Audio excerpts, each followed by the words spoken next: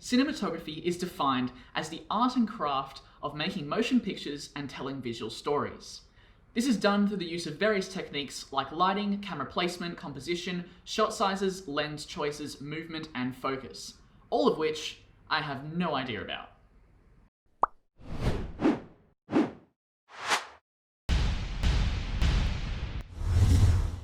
Cinematography is a core element of filmmaking, and in order to utilize it effectively inside of our larger films, we need to understand some of the tools, techniques, and concepts that are involved with this craft.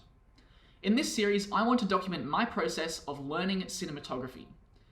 I don't know much about the subject as it currently stands, but I'm hoping that through this series, I can look back in the future and see some improvements in my study of cinematography. My goal with this series is to gather a bunch of different resources surrounding this craft, learn from them, and apply them into small exercises and small projects that you could even follow along with if you would like to.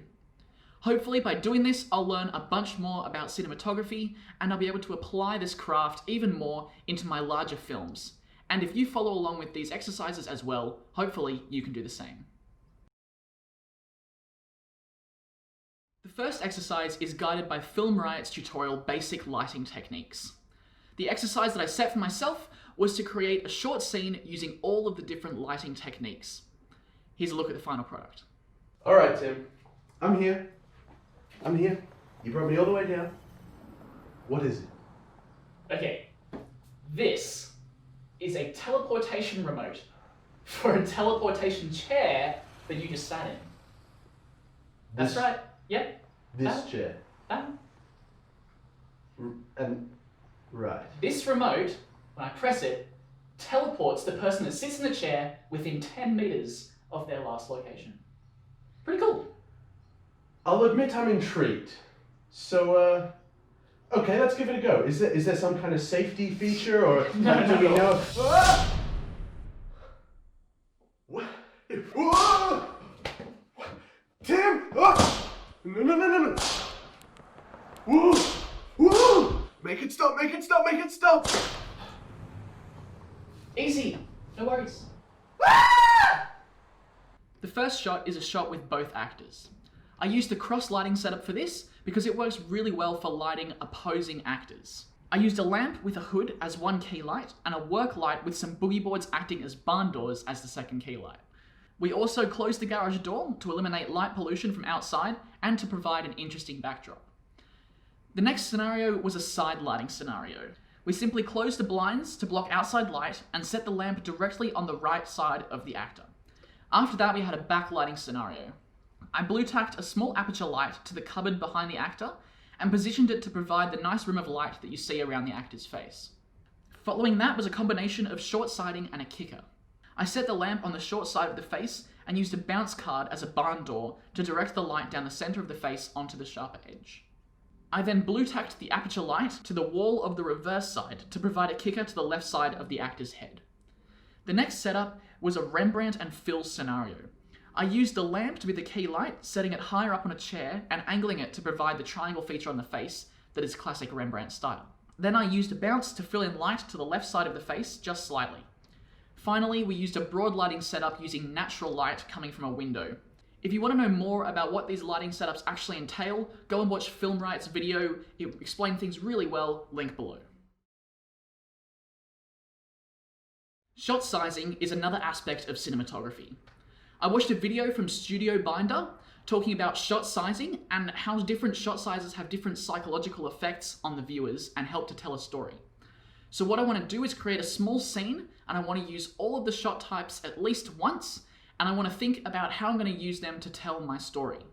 Here's a look at the final video.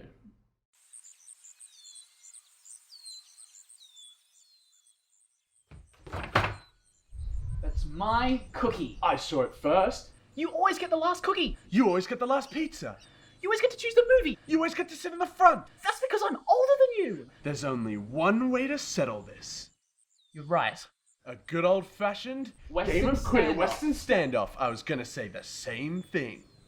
When and where? On the lawn, 8 seconds. Deal. Wait, did you say Quidditch?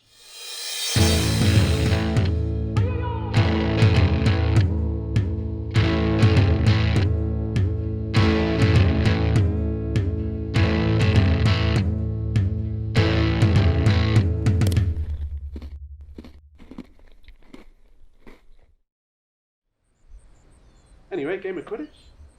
Sure. Yeah.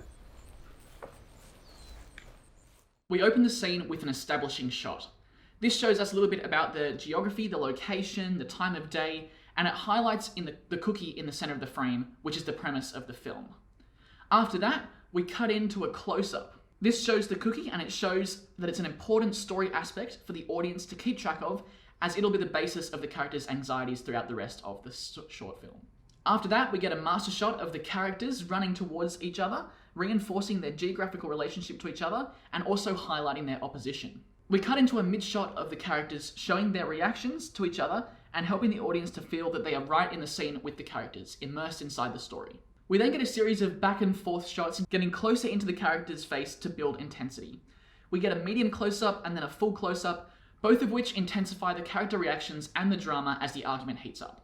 When we get to the standoff, we open with a wide shot, which states the characters' opposition to each other and also helps to establish new geography for a new location. We cut into a full shot, showing each character in their glory. These are the hero shots that you usually see in films, and that's because it shows the full physique of the character. We then get an extreme close-up of the eyes to show the intensity of the characters and help to create drama. We then return to a medium shot, also known as a cowboy shot, as the characters draw the guns at each other, as this type of shot suggests conflict and danger, because you can see both the weapons and the characters' intent or facial reactions. We then have a medium shot of the little sister as she unknowingly eats the cookie that they are fighting for. So we can see her reaction, and we can also see her action of eating the cookie. If you want to learn even more about shot types and their power in storytelling and their psychological impacts, go ahead and watch StudioBinder's video, links below. Another thing that's great to do is to learn from films that you really like. Trying to break down the different lighting setups that the professional cinematographers have used on the film can be really helpful and give an insight into how professionals light their scenes. I watched Aquaman recently, and there was a really sweet hero shot from a submarine scene in there, and I want to try and recreate that look today. So I got my actor to stand in front of a frosted window door. This lets some natural light in to create some ambience, as I don't have powerful enough lights or dimmers to use to control the exposure. I strung some fairy lights on the back wall to act as practical lights on the set. I used a lamp with a hood as a kicker and put 2 blue gels over it to give it a sort of teal colour. I then got a smaller aperture light to be handheld in front at an angle looking upwards in front of the actor, to give the face key light and the eye light that you can see inside of the actor's eyes. I used a wheelie chair as a dolly so that I could sit down and just put all my attention into pulling focus and also keeping the camera positioned correctly, and I could let the chair do the smooth movement forwards so there wasn't any camera shake. Another great thing to do is to learn from books. I've been reading Blaine Brown's Cinematography Theory and Practice, and he talks a little bit about the attributes of light. Attributes of light include altitude, direction, color, focus, movement, contrast, and whether or not the light is a hard or a soft source. So what I want to do is create 3 different shots, and I want to combine these attributes in different ways to see how it changes our results.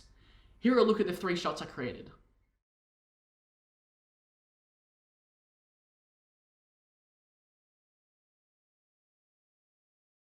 So for the first shot, I used a lamp as the key light.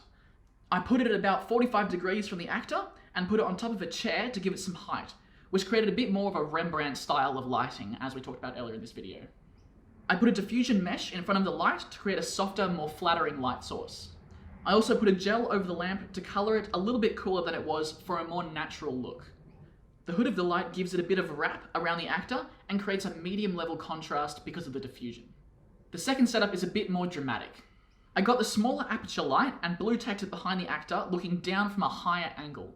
I put a red gel in front of it for a more sinister look. This is a much harder light source and creates a high contrast look with very little texture showing on the actor's face. This is great for something that's a little bit more dramatic and evil. The third setup was outside at nighttime. I used the aperture light again, this time with a blue gel coming from the side of the actor. I put it on a higher angle, and I textured the light a little bit by moving a tree branch in front of it, so the light is sort of dappled over the actor's face and sort of changes throughout the shot. I'll leave a link to Blaine Brown's book down in the description. I would definitely recommend reading it, I learned a lot. Well, that's all the exercises that I've got for you guys today. Hopefully you learned something about cinematography, or at least you just got to see some examples of putting the craft into practice. I'll leave links to all the videos that I drew today's exercises from in the description below. I would definitely recommend checking those out. And I'll also leave some other exercises that you could do to further learn the concepts that we discussed today. But guys, that's all I've got for you. Leave a comment below. Let me know, did you like this video? Do you want to see more of this type of thing? Because I want to do some more videos showing you my learning process of this craft. So let me know in the comments below if that's something you want to see. Like the video if you did, guys. Subscribe if you want to see more of these. Make sure you hit that notification bell so that you don't miss out on the next episode of Learning Cinematography. But thank you all so much for watching. Enjoy your day, and I'll see you soon.